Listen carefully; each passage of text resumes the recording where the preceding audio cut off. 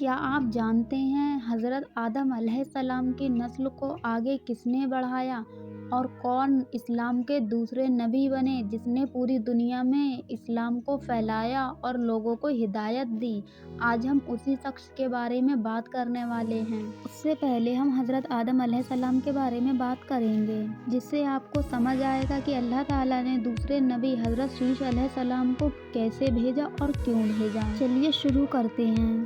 حضرت آدم علیہ السلام دنیا کے پہلے انسان اور پہلے نبی تھے۔ اللہ نے انہیں زمین پر بھیجنے کے بعد انسانیت کو بڑھانے کا ذریعہ بنایا۔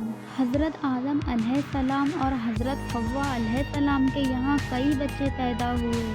روایت کے مطابق ایک حمل میں جوڑے پیدا ہوتے تھے، ایک لڑکا اور ایک لڑکی۔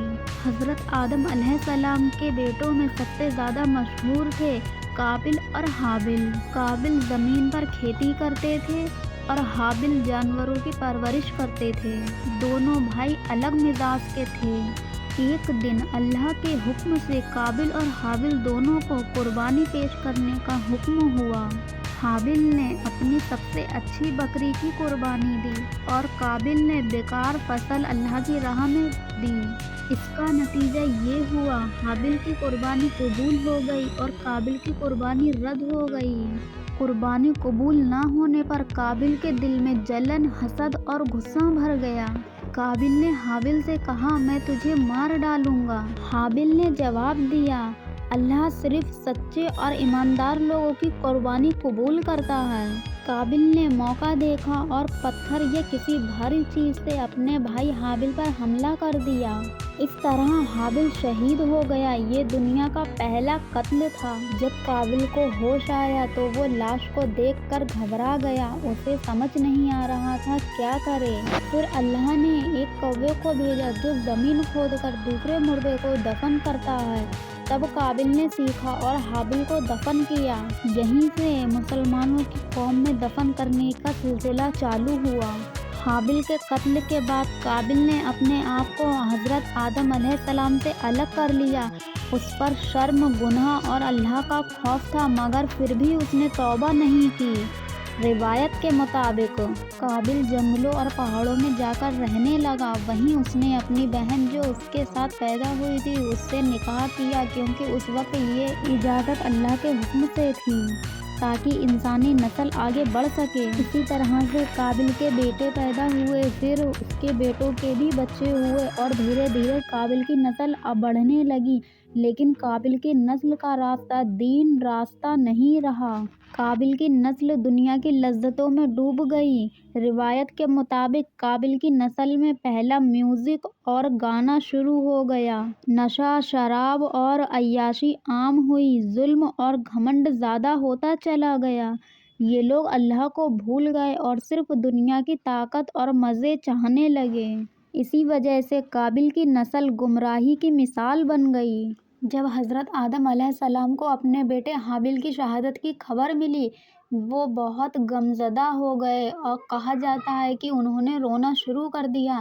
کئی دنوں تک خاموش اور اداس رہے۔ ان کی داڑھی آنسوؤں میں بھیگ جاتی تھی، لیکن انہوں نے اپنے غم کو صبر اور عبادت میں بدلا۔ کئی روایتوں میں آتا ہے کہ لمبے سمے تک ان کے یہاں کوئی اولاد پیدا نہیں ہوئی تاکہ یہ احساس رہے کہ نافرمانی کا انجام کتنا بھاری ہوتا ہے۔ حضرت آدم علیہ السلام راتوں کو اللہ سے دعا کرتے، اے رب ہمارے ٹوٹے دلوں کو سکون عطا فرما اور ہمیں ایسی اولاد دے جو تیری فرما بردار ہو۔ حضرت حوا علیہ السلام بھی صبر اور عبادت میں مشغول رہیں۔ کچھ سمے بعد اللہ تعالیٰ نے ان کی دعا قبول کی اور انہیں ایک بیٹے کی نعمت عطا کی۔ اس بچے کا نام رکھا گیا شیش علیہ السلام، جس کا مطلب ہے اللہ کا دیا ہوا تحفہ۔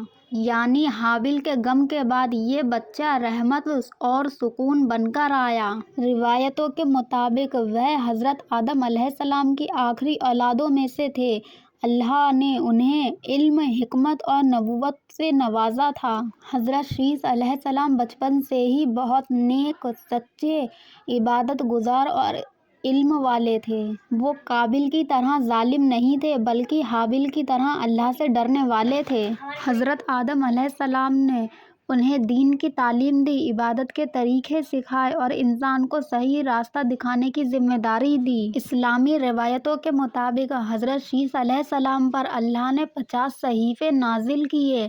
ان صحیفوں میں اللہ کی عبادت، حلال حرام، انصاف اور انسانوں کو صحیح راستہ دکھانے کی باتیں تھیں۔ حضرت شیس علیہ السلام دنیا کے شروعاتی نبیوں میں سے ایک تھے۔ پھر ایک دن حضرت آدم علیہ السلام نے اپنے بیٹے حضرت شیس علیہ السلام کو بلایا اور فرمایا، تم اللہ کے دین کو سنبھالنا، انسانوں کو سچ اور انصاف کا راستہ دکھانا۔ انہوں نے آسمانی صحیفے، علم اور رہنمائی حضرت شیس علیہ السلام کے حوالے کی۔ پھر وہ دن آیا جب دنیا کا پہلا انسان اس دنیا سے رخصت ہوا۔ فرشتے آئے، غسل دیا گیا اور دفن کا طریقہ انسانوں کو پہلی بار سکھایا گیا، جیسے حابیل کے وقت کوے نے سکھایا تھا۔ یہیں سے انسانی رہنمائی کا دور حضرت شیس علیہ السلام کے ہاتھ آیا۔ روایتوں کے مطابق حضرت آدم علیہ السلام نے 100 سال سے زیادہ عرصے تک زندگی گزاری۔ روایت میں 930 سال کا ذکر ملتا ہے۔ ان کی زندگی توبہ، عبادت اور اپنی اولاد کو نصیحت میں گزری۔